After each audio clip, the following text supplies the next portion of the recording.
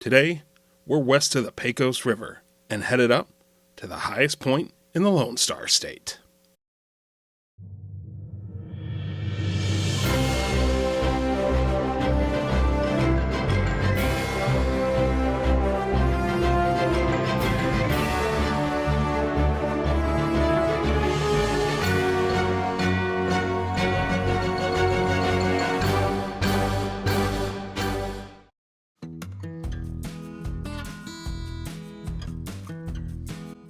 Hi, I'm Scott Marthaler. Welcome to Rooftops of America. Today, we are in Guadalupe Mountains National Park and headed up to the top of the Lone Star State. But before we start this adventure, take a moment and click that red subscribe button below and the bell icon next to it for all the latest Rooftops of America updates. Located in the far west of Texas in Culberson County, Guadalupe Peak is part of the Guadalupe Mountains that rise above the surrounding desert. The peak and the mountains are named after a Spanish title for the Virgin Mary. The chain runs from West Texas up into southeastern New Mexico. If you want to explore this range in more detail, consider heading to the northeastern part as well, where you can take in another natural wonder, the famous Carlsbad Caverns.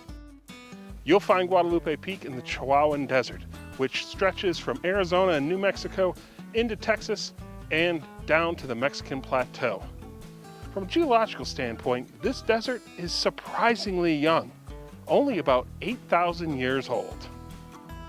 It is the largest hot desert in North America and is one of the most biologically diverse in the world, though the ecosystem is threatened by urban encroachment and overgrazing.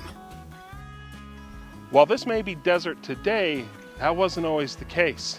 At several periods in its history, this area was covered by ancient seas. These maritime periods can still be seen in the landscape today and are directly related in how this place looks.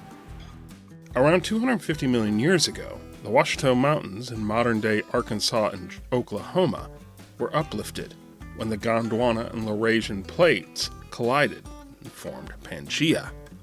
The height of those peaks at their pinnacle caused the precipitation on the windward side to form a large, shallow body of water, now known as the Delaware Sea. The Delaware Sea covered an area of about 10,000 square miles. The marine and sea life there, the debris it created a limestone reef. Over time, that grew to a thickness of about 1,000 feet, sometimes even more, solidifying into a very hard, durable substance. Eventually, when the sea drained away, that reef was then covered by more sediment.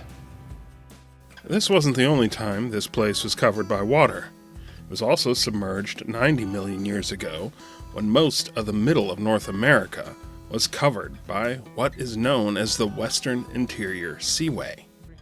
Fast forward to about 20 million years ago, when compression and tectonic activity uplifted this area. The softer sediment was stripped away by wind and water erosion, leaving the exposed, hard, fossilized limestone rock that we see today. When you hike up this mountain, you are quite literally walking past the remnants of the ocean floor and one of the world's finest examples of an ancient barrier reef. As the Western Interior Seaway drained away, this landscape changed as well, first into marshlands and then later grasslands. With the uplifting of the Rocky Mountains and the Sierra Madres to the west, those ranges created what's known as a rain shadow effect. That meant less moisture for this area, and desertification began, leading to the arid climate we find here today.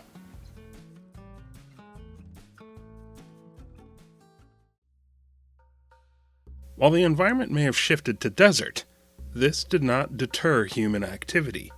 Humans have been living in this region for millennia. Ancient cooking pits have been dated to over 12,000 years ago, when this region was still marshland. One of the best places to take in this expansive timeline of human history is actually west of the Guadalupe Mountains at a place called Hueco Tanks.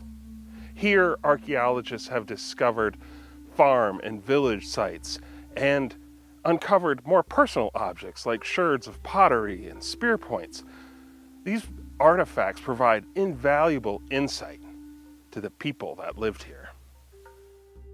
The Hueco Tanks have long been a place of importance for native tribes, going back thousands of years. They're one of the only water sources between the Pecos River and the Rio Grande. Evidence of the significance of this spot is revealed in the almost 5,000 pictographs and petroglyphs found in this historic site. In 1860, it was estimated that the Hueco Tanks could hold up to a year's supply of water, an invaluable resource for survival. The generations of native tribes that lived here were well adapted to this harsh environment. Many of those tribes were later assimilated into the Spanish mestizo culture, but a few remained independent, most notably the Comanche and the Apache.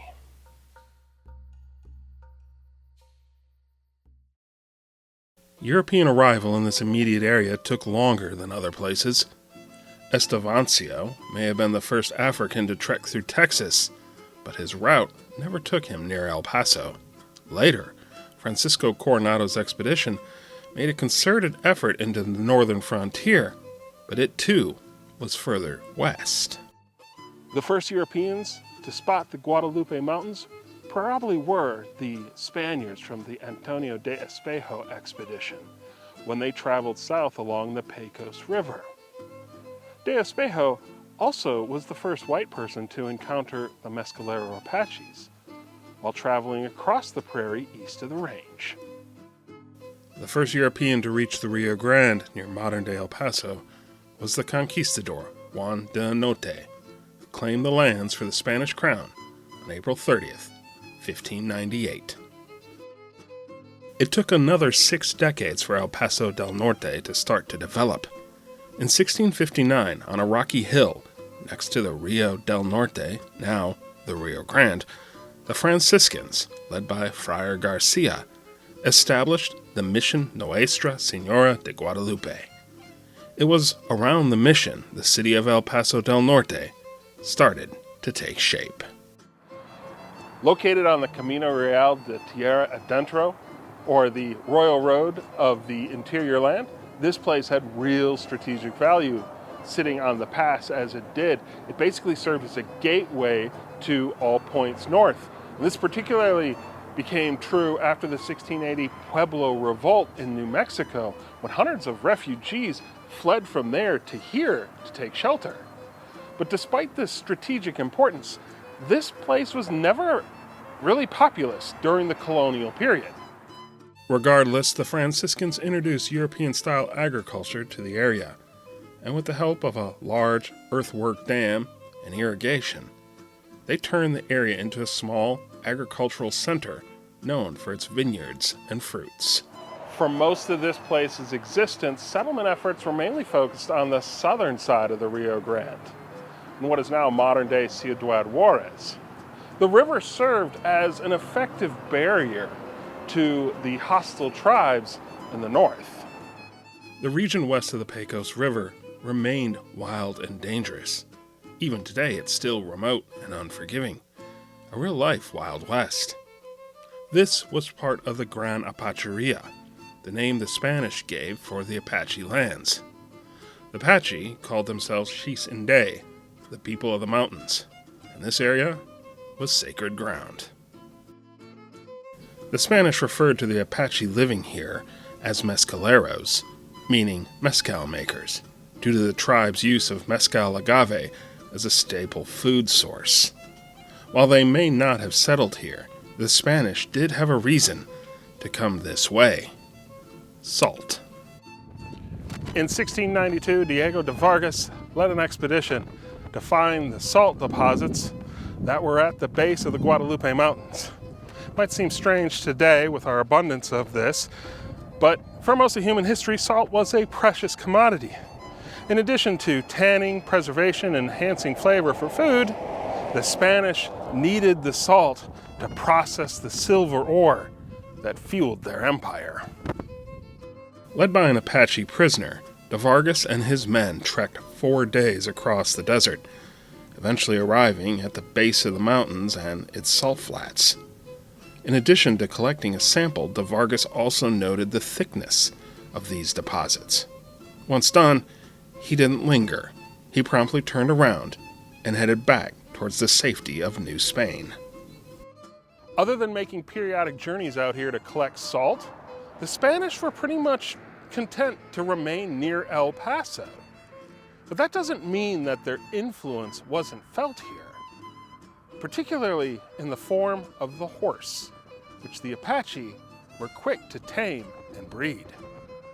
It can't be understated on how dramatically and fast the horse changed Apache culture, enhancing their mobility, range, and hunting capabilities. By the 19th century, the Apache were regarded as some of the best horsemen in the entire world. The Apache were enough of a dominant presence on the northern side of the Rio Grande that they basically prevented any Spanish inroads into that territory. And once they had the horse, it was even more so. In fact, Spanish efforts to colonize on the north side of the river pretty much always met with failure, either destroyed by Apache resistance or by the periodic flooding of the Rio Grande itself. It wouldn't be until 1825 that Mexican efforts had any success. By the early 1800s, Americans began passing through the area, whether heading towards Paso del Norte or points further west. Early visitors were explorers, trappers, traders, and occasionally spies. The Spanish, curiously enough, labeled these outsiders Españoles de Inglaterra, or Spaniards from England. In addition to the influx of people, the rise of the Comanche Nation and the Comanchera to the east displaced many Apache, and they took refuge here in the mountains. Things were starting to feel a bit cramped, and tension only increased as new transportation routes began to take shape, which brought even more people. For most of Spanish and later Mexican rule, the transportation corridor here was oriented north to south along the Camino Real. This was the primary road running from Mexico City and terminating in northern New Mexico at the San Juan Pueblo. All that was to change, though, in 1835. On October 2nd of that year, the Mexican state of Coahuila y Tejas broke out into open revolt against the central Mexican government. There were several reasons for the revolt, but for the Americans living in Texas, one of the primary issues was slavery. On September 15, 1829, Mexican President Vicente Ramon Guerrero issued the Guerrero Decree, abolishing the institution of chattel slavery, much to the dismay of American plantation owners, who were highly dependent on enslaved people doing the back-breaking labor on their plantations. After the Battle of San Jacinto in 1836, the Mexican Republic begrudgingly accepted the Republic of Texas. The new republic continued to practice slavery. It was absolutely critical for their economy. Furthermore, they then wrote it into their constitution and established more draconian slave codes and restrictions on free black people. The land the Republic of Texas claimed was substantial, much larger than when it was a Mexican state. It stretched all the way to the Rocky Mountains near Mount Elbert and the headwaters of the Arkansas River. In truth, though, they were only able to exercise control over a smaller section of territory. In 1845, the Republic of Texas became the state of Texas, the 28th state to enter the Union. This kicked off a series of events that led to the Mexican-American War the next year. Once the dust settled between Mexico and the United States, Mexico was forced to cede hundreds of thousands of acres north of the Rio Grande The United States now stretched coast to coast. It was the Compromise of 1850 that set the modern boundaries of Texas and established its current state, Highpoint. While the Mexican-American War didn't touch the Guadalupe Mountains, it did have an indirect effect. With Texas no longer tied to Mexico, but now the United States, people traveled on more east-west routes when crossing the state, fueled by manifest destiny, dreams of riches, with an uncharted frontier ripe for the taking. It was a powerful cocktail that hundreds of thousands of people were happy to imbibe. While many of the American east-west transcontinental routes traveled along the Great Platte River Road in Nebraska, there were a few exceptions. And one of them was the Butterfield Overland Mail, whose original route passed right through here.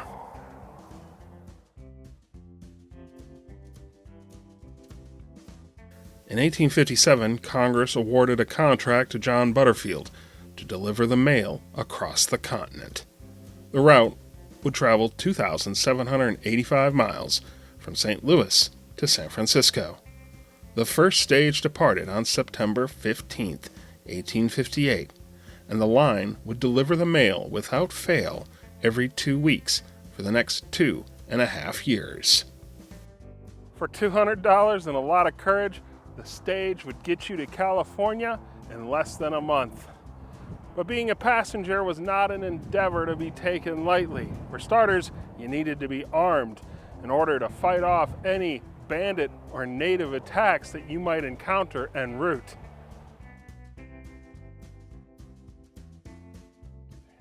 Also, once you started this arduous journey, it was not advisable to take any breaks from the bumpy, exhausting ride. You'd forfeit your seat if you did, and then you'd be stranded. And you may have to wait for weeks, even a month, before another stage came along with an empty seat.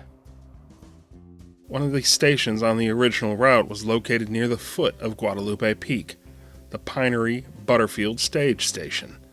It was the highest station on the route at an elevation of 5,534 feet.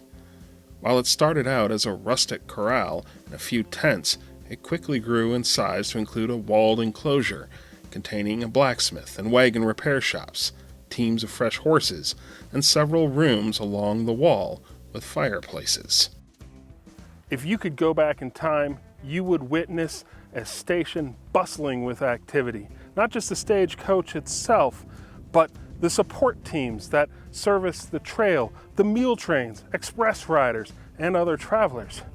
Despite all this activity, though, this station's heyday was brief. 11 months after it opened, the route was shifted to the south to take better opportunities for water supplies and the protection afforded by Fort Stockton. All that remains of the Pinery Stage Station today are these ruins.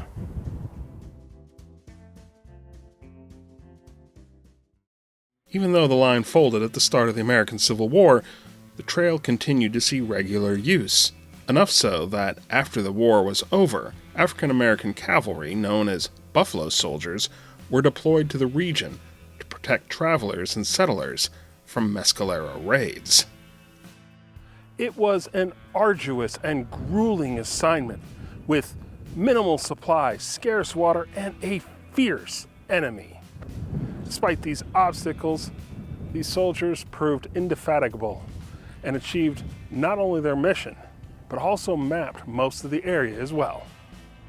By 1869, the U.S. cavalry had destroyed a Mescalero encampment at Manzanillo Springs, one of many brutal skirmishes in the area. And by the late 1800s, the Mescaleros had been pushed out of the Guadalupe Mountains. There was another conflict brewing as well, this one over salt.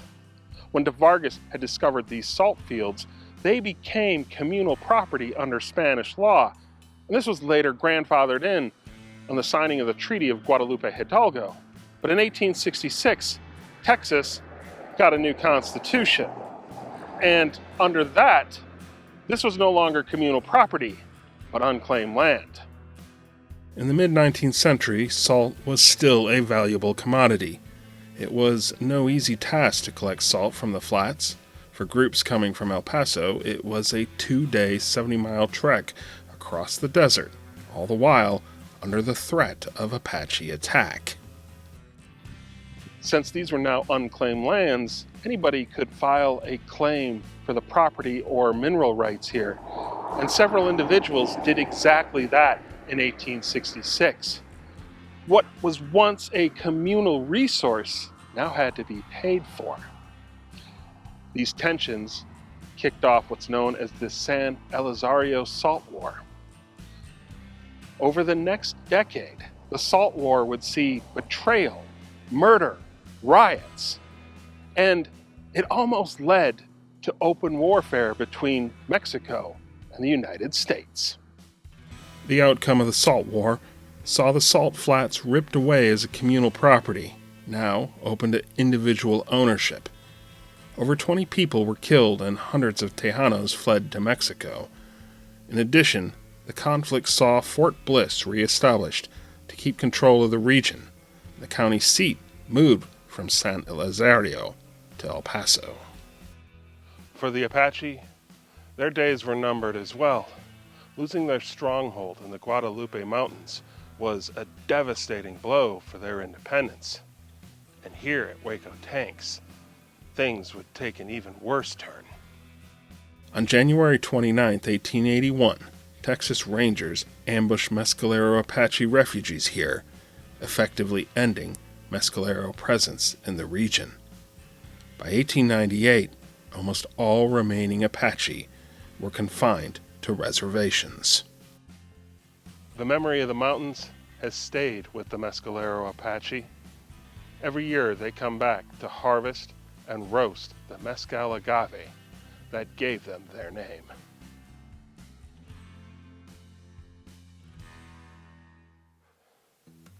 With the Mescalero threat now gone, several hardy ranchers and farmers did try to homestead this area beginning in the 1870s. Though, truth be told, this whole region continued to remain isolated well into the 20th century. Among the first were the Ratter brothers, who settled and built Frijole Ranch in 1876. It would later change hands several times until it was settled by the John Smith family, who operated as an orchard from 1916 till the early 1940s. In its prime, this ranch complex was the largest collection of buildings in the area, and it served as the local school, community center, and, until 1942, the post office. Nowadays, the ranch operates as a cultural museum and interpretive center for the park, and is open from 8 to 4:30 p.m. daily. It provides an intriguing glimpse of what it would have been like to live and work in the shadow of the mountains. It was the last private owners of this ranch, Judge Jesse Coleman Hunter and his son J.C. Jr., who started the push to make this into a national park. But it wasn't an easy task. The initial efforts in the 1920s and 30s failed to gain any real momentum. In 1959, the effort received a major boost when another landowner, Wallace Pratt, donated over 5,000 acres of McKittrick Canyon to the National Park Service, forming the core of the future park. By the 1960s, J.C. Jr. was able to fulfill the dream and sold his 67,000 acres of land to the National Park Service at the low price of $22 an acre. In 1966, President Lyndon B. Johnson signed the act establishing Guadalupe National Park, and 7 years later, it was formally opened to the public. Nowadays, this is one of the crown jewels of the national park system, a treasure trove containing diverse flora and fauna, natural wonders including the 4 highest peaks in Texas, and over 80 miles of trails that'll take you through a range of environments. It's worth spending a few days here to explore, but now it's time to get to the top.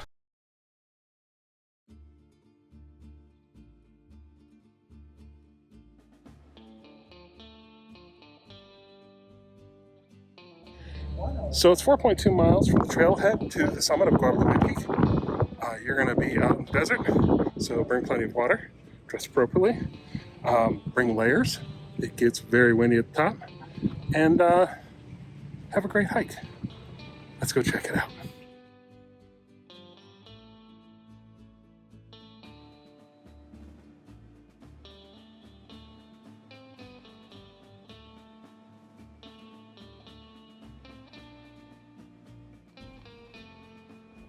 The first part of your hike up Guadalupe Peak is probably one of the toughest parts of this hike.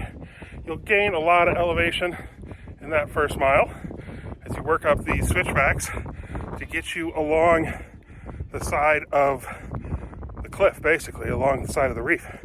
But there's a consolation prize. You get these phenomenal views of the Delaware Basin behind me. And if you're doing it early in the morning, you get to see the sun come up. So it's really cool.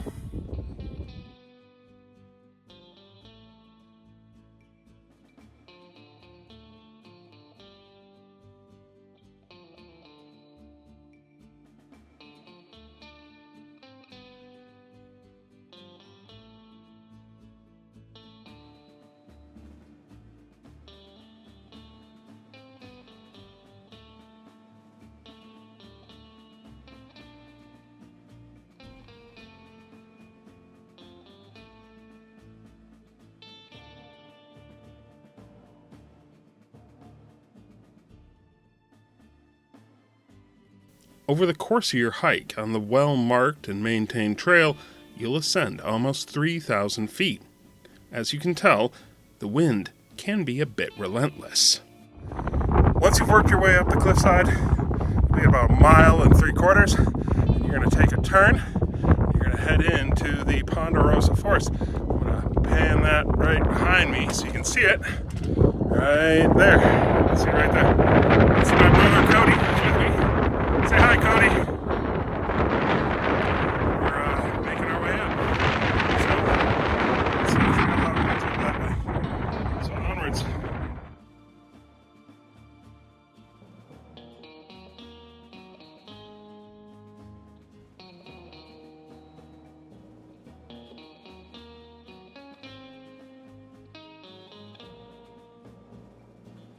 The Ponderosa Forest brings a bit of respite from the wind, and its shade some welcome relief from the sun.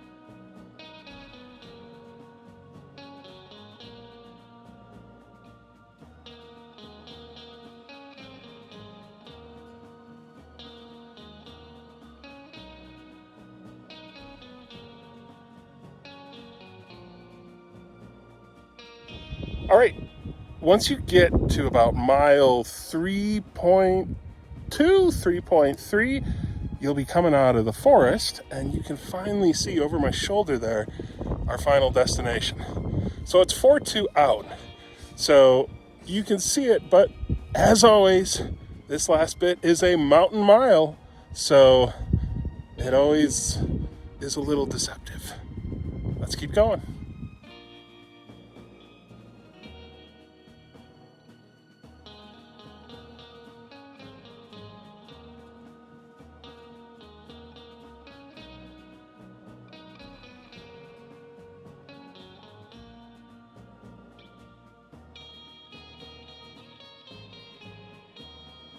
Once you cross the bridge, you're going to drop down a little bit, come over to the actual final trek up Guadalupe Peak.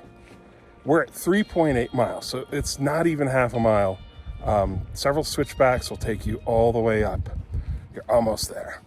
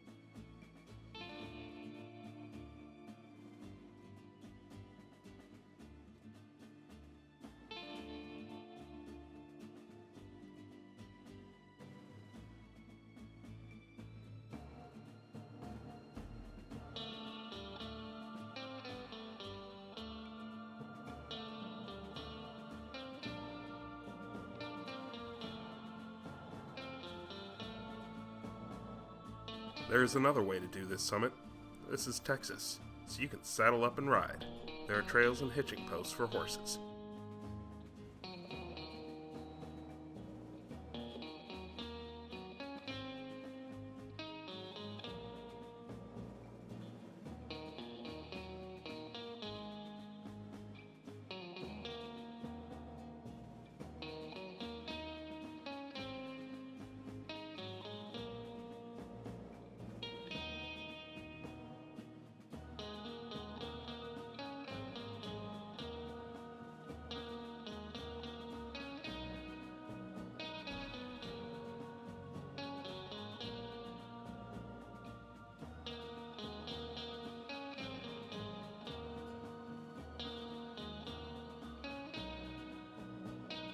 Once you reach the summit, you'll be able to take in the expansive views of the Chihuahuan Desert, the Delaware Range, and the fellow peaks of the Guadalupe Mountains.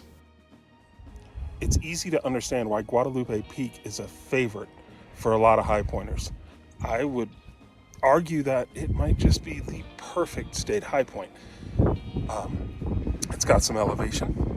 It's got a cool location. It's got a spectacular payoff. The trail is challenging enough without being crazy overly difficult. You can have a nice day trip. You can camp if you want. There's just a lot of things going for this place. In addition to, it's not just Guadalupe Peak.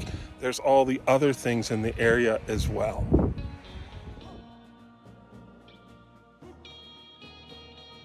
And here we are on the summit of Guadalupe Peak, the rooftop of Texas. With an elevation of 8,750 feet, this is the 14th highest state high point in the USA. I'm Skymar Thaler. Thanks for joining me on this episode of Rooftops of America. Before you go, leave a comment below and click those like and subscribe buttons, and I'll see you soon.